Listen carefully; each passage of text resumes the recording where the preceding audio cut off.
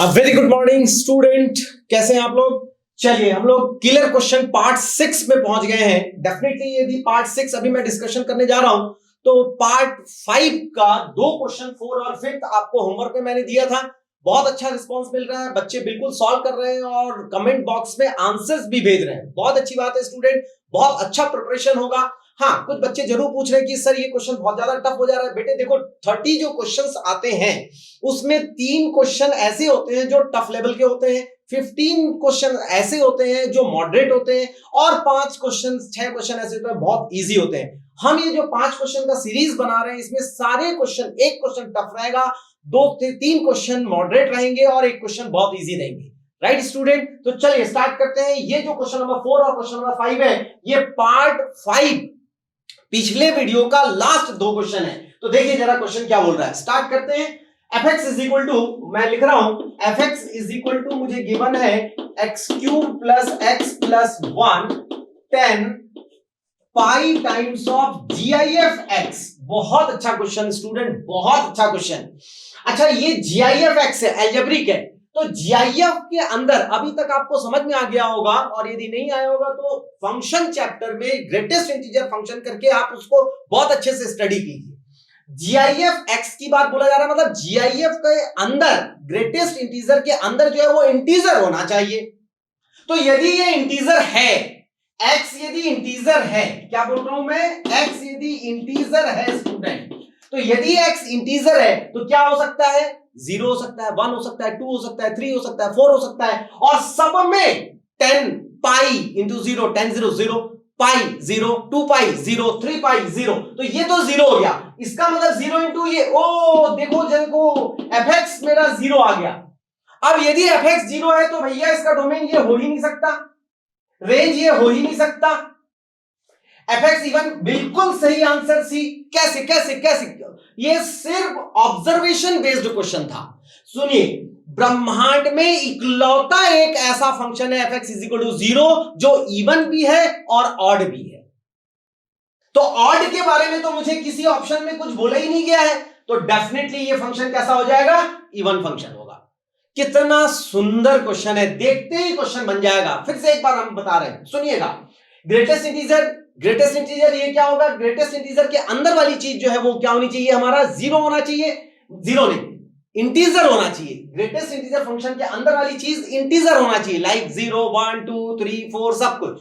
तो यदि मान लीजिए ये 0 है तो 0 हो गया, 10 0 0। यदि ये 1 है तो पाई फिर 0, 2 पाई फिर 0, 3 पाई फिर 0, तो ये कंटिन्यूअस हमारा 0 आ रहा है। 0 multiply by this 0, fx is equal to 0।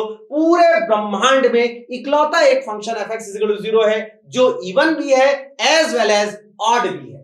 Answer C. Fifth question number 5 बहुत अच्छा क्वेश्चन है। ये देखिए, ये जो हम 5 क्वेश्चन ले रहे हैं स्टूडेंट, उसमें एक क्वेश्चन 2 क्वेश्चन तो प्रीवियस ईयर में आए हुए क्वेश्चन को ही हम ले रहे हैं ताकि आपको पता लगे कि क्या लेवल है हमारा। बहुत इंपॉर्टेंट, ये सीरीज 009 जो सीरीज है इसका क्या लेवल है ये भी आपको पता लगना चाहिए। चलिए स्टार्ट करते हैं। सर्कल का क्वेश्चन है, class 11th coordinate geometry circle. fx एक नॉन पीरियड, अच्छा ये if y is equal to x plus c is the tangent to the circle। अच्छा मुझे एक सर्कल ये गिवन है और एक सर्कल मेरे को गिवन है x square plus y square is equal to 1। बहुत ही अच्छी बात है। पहले अपन इसको रफ स्केच बना लेते हैं, रफ डायग्राम बना लेते हैं। ये हो गया student x square, circle number 1 या 2 जो मर्जी में आप लिख लीजिए। ये है x square plus y square is equal to 1। Centre हो गया 0,0। इसके इस पॉइंट पे जो टेंजेंट ड्रॉ कर रहा है, यहां पे कोई एक पॉइंट ले लेता हूं मैं, टेंजेंट ड्रॉ कर रहा है। एक और सर्कल, अनदर सर्कल, ये इसका सेंटर 3,0।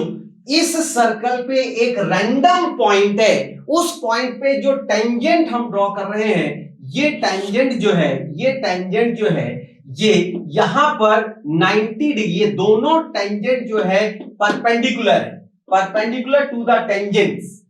इस सर्कल पे जो टेंजेंट है उस पे ये टेंजेंट, ये actually y is equal to mx plus c है, ये 90 डिग्री हो गया। इस वाले टेंजेंट का कुछ नाम ले लेते हैं L1, इसका नाम ले लेते हैं L2। L2 is represented by y is equal to x plus c. Having center, ये सर्कल उसका सेंटर 3,0 इससे परपेंडिकुलर ड्रॉप कर देंगे. ये सर्कल मुझे गिवन है x माइनस 3 का whole square plus Y square equal to 1. 3,0 centre हो गया, रेडियस हो गया 1. बस बच्चे बस. आइए ये जो पॉइंट है ये भी मुझे गिवन है 1/√2, 1/√2. यानी कि 1/√2, 1/√2 पे जो टेंजेंट ड्रॉ किया गया है उस टेंजेंट पे दूसरे वाले सर्कल पे जो टेंजेंट ड्रॉ किया है ये दोनों परपेंडिकुलर है. तो पहले तो L1 के बारे में पता लगाएं. इक्वेशन ऑफ L1 हो जाएगा, इसके टेंजेंट का equation x(x1) plus y(y1) is equal to 1. ये हो जाएगा x/√2, 1/√2 plus y into 1/√2 is equal to 1. x plus y is equal to √2, y is equal to minus x plus √2. Slope आ गया पहले वाले लाइन का, ये वाले L1 लाइन का स्लोप आ गया -1. डेफिनेटली L2 लाइन का स्लोप ऑफ L2 m ये हो जाएगा 1. यानी कि ये वाला m मुझे मिल गया. अब बस C में मेरे को रिलेशन चाहिए. सेंटर से इसमें परपेंडिकुलर ड्रॉप कीजिए. y is equal to x plus C, m की जगह मैं रखा ये, तो y is equal to x plus C, x minus y plus C is equal to 0. 3,0 से परपेंडिकुलर इस लाइन पे परपेंडिकुलर ड्रॉप कीजिए. 3 minus 0 plus C by root over 1 का स्क्वायर प्लस 1 का square is equal to radius 1. बस बच्चे बस. ये हो गया 3 plus C is equal to √2.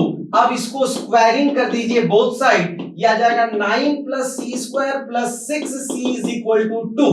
यहां से आ जाएगा c square plus 6c plus 7 is equal to 0. C square plus 6c plus 7 is equal to 0. This is the answer. A is the answer. देखिए ये जो स्लोप मैंने फाइंड किए, इस स्लोप को फाइंड करने के 1150 मेथड. एक मेथड तो ये है, एक और मेथड बता रहा हूं, एप्लीकेशन ऑफ डेरिवेटिव. ये हमने लिखा है student X square plus Y square is equal to 1. इसको डिफरेंशिएट कर दीजिए. इसको डिफरेंशिएट किया तो ये आया 2x plus 2y dy by dx is equal to 0. यहां से मुझे मिल रहा है dy by dx is equal to, ये तो 2 कैंसिल हो गया, ये हो जाएगा माइनस एक्स बाई वाई. ये आ जाएगा माइनस 2x हो जाएगा, डिवाइड करेंगे तो माइनस एक्स बाई वाई. अब मुझे dy बाई dx एट 1/√2, 1/√2 ये फाइंड करना है. तो रखो, ये देखो minus 1/√2 by minus 1 by minus नहीं प्लस, ये कैंसिल हो जाएगा, आंसर आया -1. वही चीज हम आपको बता रहे हैं. आप किसी भी मेथड से सॉल्व कर लीजिए. हमने क्या किया, X square plus Y square equal to 1. Tangent normal आपने पढ़ा है क्लास 11th में, 12th में एप्लीकेशन ऑफ डेरिवेटिव में. डिफरेंशिएट किया dy by dx minus X by Y, minus X किस पॉइंट पे, 1/√2, 1/√2 रखे, कैंसिल हुआ, -1 आ गया. बस अब इसका परपेंडिकुलर लाइन का स्लोप 1 हो जाएगा. Slope of line L1 is -1. Therefore, slope of line L2 1 negative reciprocal because they are perpendicular. ये कंडीशन आपको क्वेश्चन में गिवन था, राइट. ये मिल गया, परपेंडिकुलर ड्रॉप किया, आंसर आ गया. Option A is the correct answer. Note कीजिए, हम आज पार्ट 6 के 3 क्वेश्चन अभी तुरंत डिस्कस करेंगे. इसको नोट कीजिए. हाँ चलिए, पार्ट 6 के 3 क्वेश्चन हम लोग डिस्कस करेंगे. पार्ट 6 का पहला question, second and third question. First question देखें जरा. बेसिकली फर्स्ट क्वेश्चन आप देखिए, ध्यान से पढ़िए, सेट थ्योरी पर बेस्ड है. सेट थ्योरी, लेकिन बहुत अच्छा मैनिपुलेशन है स्टूडेंट. बहुत सिंपल सा क्वेश्चन है, थोड़ा सा ट्विस्ट है क्वेश्चन में. बोलता है suppose x1 x2 x3 dot dot dot x50 are 50 sets. x1 एक सेट है, x2 एक सेट है, डॉट डॉट डॉट ऐसा करके 50, x50 एक सेट है. हैविंग 10 एलिमेंट्स, ईच हैविंग, सभी में 10-10 एलिमेंट है. अच्छा, तो बेसिकली सभी में 10-10 एलिमेंट है, मतलब वो क्या रहा है कि ये basic definition of sets, basic definition set theory का बेसिक डेफिनेशन क्या है, सेट का क्या डेफिनेशन है, well defined collection of object. और अंदर जाइए, डेफिनेशन हो गया well defined non repetition of elements देखिए मैं यहाँ नॉन रिपीटेशन वाला वर्ड लिख लिया है, वैसे आप बोलेंगे तो well defined collection of object, well defined होना चाहिए, तो डिफाइन तो है, 10-10 एलिमेंट है, लेकिन यहाँ पे नॉन रिपीटेशन का इंपॉर्टेंस है। क्या इंपॉर्टेंस है, बस इसी में ट्विस्ट है क्वेश्चन का, बहुत ध्यान से देखिए। अच्छा, क्वेश्चन में क्या बोल रहा है, लिखिए x1 x2 x3 dot dot dot x50, 50 set हैं, 50 सेट्स, एंड ईच हैविंग, इसमें कितने एलिमेंट है बच्चे, 10, इसमें स्टूडेंट 10, इसमें 10 डॉट डॉट डॉट, तो क्या हो क्या रहा है, number of elements is equal to 50 each 10, 500 elements हो गए, 500 एलिमेंट्स हो गए, बहुत बढ़िया। सिमिलरली सेकेंड वाले को पढ़िए, सिमिलरली क्या बोल रहा है, y1 y2 y3 dot dot dot, y1 y2 y3 dot dot dot n sets हैं, और ईच सेट n सेट है, ईच हैविंग 5 एलिमेंट, इसमें 5, इसमें 5, इसमें 5, 5 है, तो number of elements 5 into n, ये हो गया 5n। क्लियर हो गई बात।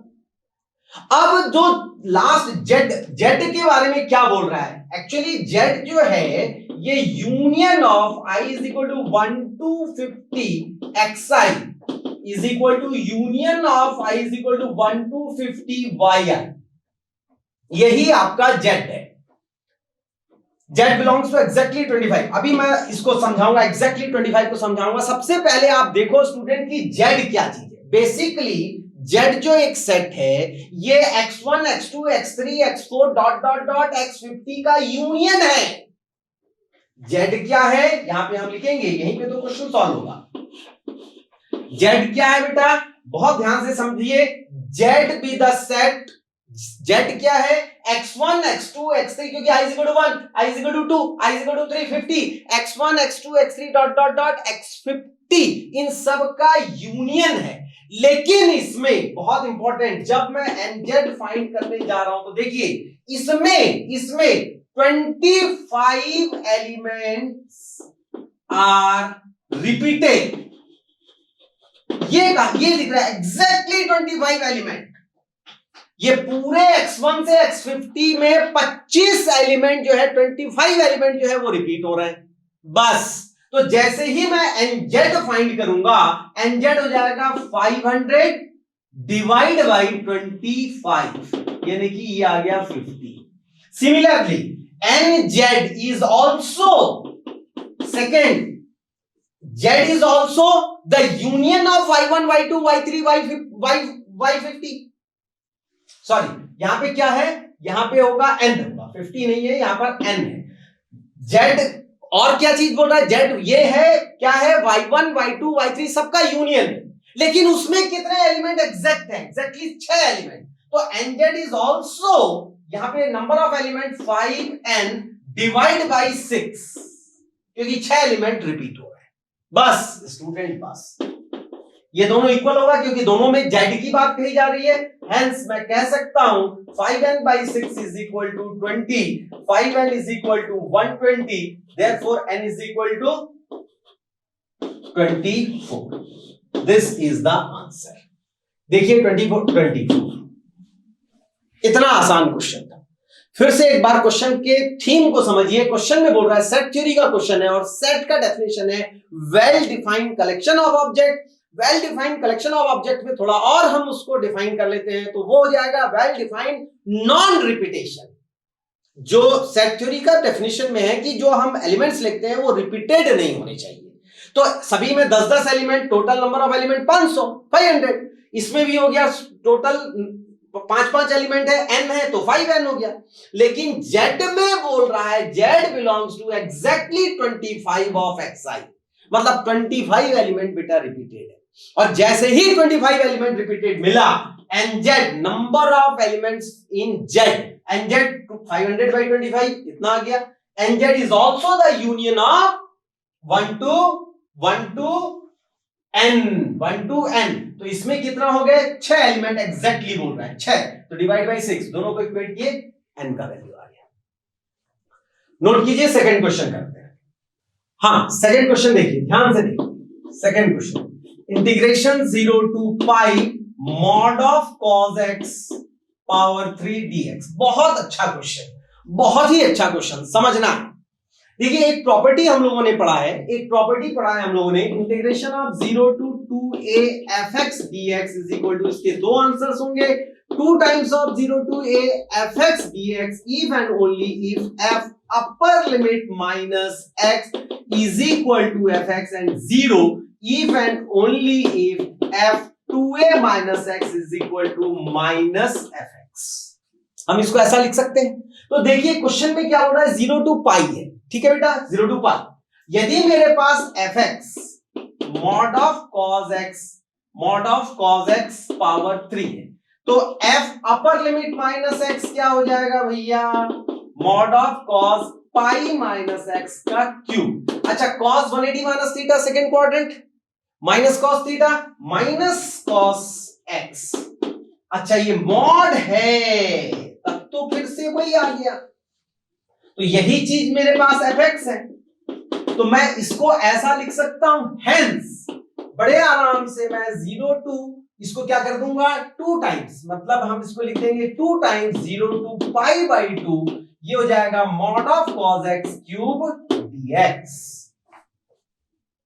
उम्मीद है समझ में आ रहा है। ये क्या हो जाता है, 2 बाहर आ जाता है और अपर लिमिट का आधा, अपर लिमिट जितना भी है उसका आधा कर देते हैं, 2a का हाफ क्या हो जाएगा, a हो जाएगा। तो यहां पे पाई का आधा हो गया पाई बाई 2। बस बच्चे बस, अब सुनो 0 to पाई बाई 2 मतलब फर्स्ट क्वाड्रेंट में साइन कॉस सब पॉजिटिव, तो ये मॉड लिखना और नहीं लिखना एक बराबर है। मतलब अब हमारा क्वेश्चन हो गया 2 times of 0 to pi by 2 simply cos cube x। बस यदि ये क्वेश्चन मैं आपको दे देता तो 99.9% स्टूडेंट इसके आगे सॉल्व कर लेते। फिर भी मैं सॉल्व करके बता रहा हूं। देखिए यहां पे दो मेथड मैं बताऊंगा, यहां पे दो मेथड बताऊंगा, इसलिए भी ये वीडियो बहुत इंपॉर्टेंट हो जाता है। मेथड नंबर 1, जो क्लास 12 में बच्चे पढ़ रहे हैं और वीडियो को देख रहे हैं वो बड़े आराम से इस मेथड से बनाएंगे। बहुत इंपॉर्टेंट मेथड। हम क्या कर रहे हैं, इंटीग्रेशन 0 to पाई बाई 2, इसको मैंने लिखा cos square x into cos x dx। इसको लिख रहे हैं 2 times of integration 0 to pi by 2 1 minus sin square x into cos x dx। इसको हम ले रहे हैं late sin x is equal to t, therefore यहां से आ जाएगा cos x dx is equal to dt। ये देखिए cos x dx dt हो गया। लिमिट चेंज करेंगे, sin x is equal to t, तो when x is equal to 0, ध्यान से देखिएगा, when x is equal to 0 t is equal to 0, when x is equal to pi by 2 sin pi by 2 1, t is equal to 1। now the new limit is 0 to 1, not 0 to pi by 2। hence the question is, ध्यान से देखिए, 2 times of integration पहले 0 से पाई by 2 था, अब 0 से 1, 0 to 1, और हमारा क्वेश्चन बना 1 minus T square cos x dx तो dt है। बस 2 टाइम्स ऑफ 1 का इंटीग्रेशन t और t cube by 3 under the limit of 0 to 1, 2 times of 1 minus 1 by 3, that's all. ये हो जाएगा 3 minus 1 2 by 3, answer is 4 by 3। Answer is 4 by 3। Check करते हैं 4 बाई 3 ऑप्शन ए। क्या कहानी यहां तक समझ में आई? बहुत आसान। जो क्लास 12 के बच्चे हैं वो बिल्कुल अंडरस्टैंड कर पाएंगे। कई बच्चे पूछते हैं लिमिट नहीं चेंज कर, बेटे देखो जो सबसे इंपॉर्टेंट और अच्छा मेथड है वही मैं बता रहा हूं। यहां लिमिट चेंज कर लेना चाहिए ताकि कोई कंफ्यूजन ना हो। डेफिनेट इंटीग्रेशन में सब्स्टिट्यूशन मेथड यूज करेंगे तो बराबर, यदि आप सब्स्टिट्यूट कर रहे हैं तो लिमिट चेंज कर लीजिए।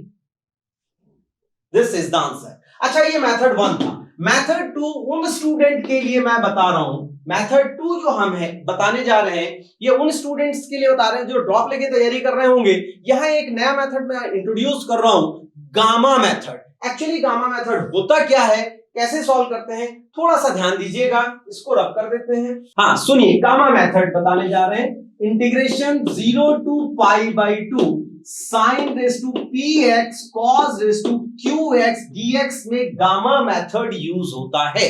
क्या है, शॉर्ट में मैं समझा रहा हूं। इंटीग्रल कैलकुलस के हमारे डिटेल्ड वीडियो लेक्चर में ये आसानी से आपको मिल जाएगा। आइए गामा मेथड होता क्या है, gamma p plus 1/2 gamma q plus 1/2 by 2 times gamma p plus q plus 2/2। Gamma gamma gamma क्या चीज है, कुछ थोड़ी चीज मैं थोड़ा सा आपको एक्सप्लेन कर रहा हूं। गामा 1/2 होता है बेटा रूट ओवर पाई,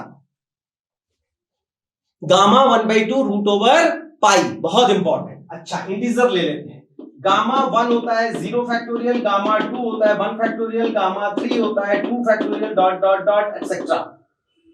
समझ में आ गई बात, अच्छी बात। गामा 3/2 कितना होगा, गामा के अंदर जो 1/2 है वो तो बता दिया रूट पाई, 3/2 5/2 7/2 9/2 11/2, ये सब हम कैसे सॉल्व करेंगे, ध्यान से देखिए। 3/2 गामा के अंदर है, उसमें से 1 माइनस कर दीजिए तो 1/2 बचेगा, तो मैं इसको क्या लिख पाऊंगा 1/2 गामा 1/2। फिर से सुनिए, गामा के अंदर 3/2 5/2 7/2 कुछ भी रहेगा, 1 माइनस कर दीजिए, कितना हो जाएगा 3/2 माइनस 1 कितना होगा 1/2, तो मैं लिख पाऊंगा 1/2 गामा 1/2। अच्छा गामा 1/2 को तो रूट पाई लिख सकते हैं, तो 1/2 रूट ओवर पाई। एक मिनट सर, एक मिनट है सर, गामा 5/2 बताइए, हाँ माइनस करो भला 1 3/2, तो मैं लिख पाऊंगा 3/2 गामा 3/2। अब गामा 3/2 को इतना, तो 3/2 इंटू 1/2 इंटू रूट पाई। अब मैं बहुत बड़ा लिख रहा हूं, गामा 11/2 माइनस कर दिया तो 9/2, स्टार्ट करेंगे 9/2 9/2 7/2 5/2 3/2 1/2 रूट पाई। एक बार मैं ये मेथड बता रहा था, बच्चे ने पूछा सर गामा 1/4, अरे बेटे अभी आपको काम नहीं आएगा। क्यों काम नहीं आएगा, अरे ये तो बाई टू है, क्या हो सकता है, पी इंटीजर होगा, 5 होगा 6 होगा 7 होगा 8 होगा 9 होगा, तो जब 5 प्लस 1 करेंगे तो 6/2 3 factorial 2 gamma, sorry 3 gamma 2 factorial, एक कम हो जाता है, 3 गामा गामा 3 क्या हो जाएगा 2 फैक्टोरियल, सिंप्लीफाई करो आंसर। या फिर क्या होगा, यदि p की जगह 6 होता तो 6 प्लस 1 7/2 वगैरह सॉल्व करना तो बता दिया मैंने। आइए इसको सॉल्व करते हैं। यहां पे 2 पहले से है ना, ध्यान रखिएगा, लास्ट में मल्टीप्लाई कर देंगे, 0 to π/2 cos cube x dx, इसको हम ऐसा लिख लेते हैं पहले, ये हो जाएगा 0 to π/2 sin raised to 0x cos raised to 3x dx। now applying this gamma rule, ये हो जाएगा 0 plus 1/2 ये हो जाएगा 0 ना 0 p plus 1, तो 0 plus 1 देखिए बाई 2, और यहां हो जाएगा q plus 1, मतलब क्या हो जाएगा 3 plus 1/2 divide by 2 gamma 0 plus 3 plus 2/2। उम्मीद है समझ में आ गया, p 0 है और q 3 है, क्लियर है। आइए ये हो जाएगा गामा 1/2 गामा 3 plus 1 4/2, तो गामा 2, और 3 plus 2 5 2 गामा 5/2। गामा 1/2 होगा रूट पाई, गामा 2 हो जाएगा 1 फैक्टोरियल 2, गामा 5/2 ये होगा स्टूडेंट 3/2 1/2 रूट पाई। ये रूट पाई से रूट पाई कैंसिल, ये 2 से 2 कैंसिल, ये पलट के बना 2/3। ऑलरेडी 2 पहले से यहां था, मैंने कह दिया था कि ये 2 को लास्ट में मल्टीप्लाई कर देंगे, मल्टीप्लाई कर दीजिए, आंसर 4/3 आंसर। सारे क्वेश्चन इस पैटर्न के गामा फंक्शन से सॉल्व हो जाते हैं। ये था integration 0 to π/2 sin raised to px cos raised to qx, gamma function बहुत आसान। यदि बहुत ज्यादा डिटेल में समझना है पॉज कीजिए, बहुत सारे क्वेश्चन बनाइए, ऐसे जितने क्वेश्चन है सब बनाइए, बस इतना सा फंडामेंटल यूज होगा बेटा, इससे ज्यादा कुछ नहीं होगा। गामा 1/2 मैंने बता दिया, गामा 1/2 गामा 3/2 5/2 7/2 11/2 9/2 एक्सेट्रा, बस इतना ही यूज होने वाला है। और integer gamma 1 0 factorial, gamma 2 1 factorial, gamma 3 2 factorial etcetera. Pause कीजिए और आराम से नोट कीजिए, हम लास्ट क्वेश्चन नंबर 3 पे को डिस्कस करते हैं। हाँ आइए क्वेश्चन नंबर 3, कॉम्प्लेक्स नंबर का क्वेश्चन है। z is a complex number, z plus mod of z is equal to 2 plus 8i, ये गिवन है। मॉड ऑफ z एकदम आसान क्वेश्चन, चुटकुला है, z is a complex number which is represented by x plus iy, तो mod of z हो जाएगा root over x square plus y square. Basically mod of z जो होता है वो डिस्टेंस होता है, डिस्टेंस, ये आपको मालूम होना चाहिए। कॉम्प्लेक्स नंबर का लेक्चर पूरा देख सकते हैं। चलिए यहाँ पे रखिए x z की जगह x plus i y plus root over x square plus Y square is equal to 2 plus 8i। Real को रियल के साथ कनेक्ट कर लेते हैं अपन, x plus root over x square plus Y square plus i y is equal to 2 plus 8i। Compare कर लीजिए तो ये हो जाएगा x plus root over x square plus Y square is equal to 2 and also y is equal to 8। अच्छा मुझे y तो मिल गया, मुझे फाइंड क्या करना है बेटा, mod of z। Mod of z is equal to कितना होता है, root over x square plus Y square. x पता करना है मुझे, y तो मिल गया मुझे 8 आ गया। अच्छा चलिए x को उधर धक्का मारिए, ये आ गया root over x square plus Y square is equal to 2 minus x. Squaring both side, x square plus Y square is equal to 2 minus x whole square. X square plus Y square 64, यहां से आ जाएगा 4 plus x square minus 4x।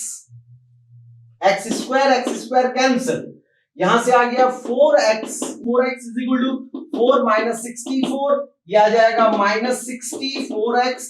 चलिए x is equal to minus 15, x is equal to minus 15, कोई घबराने की बात नहीं है।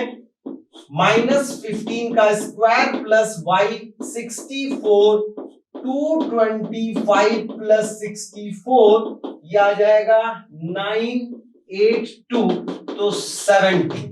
Oh, 17 is the answer।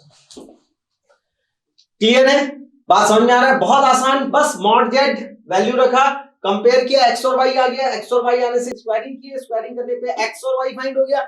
Student यहाँ पे देखिए कितना इंपॉर्टेंट मैं आपको बता रहा हूं, माइनस आने के बाद बच्चे घबरा जाते हैं। माइनस से कुछ नहीं घबराना, क्योंकि मुझे मॉड ऑफ जेड फाइंड करना है और मॉड ऑफ जेड है root over x square plus Y square.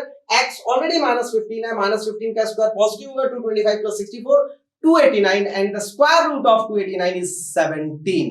This is the answer, right.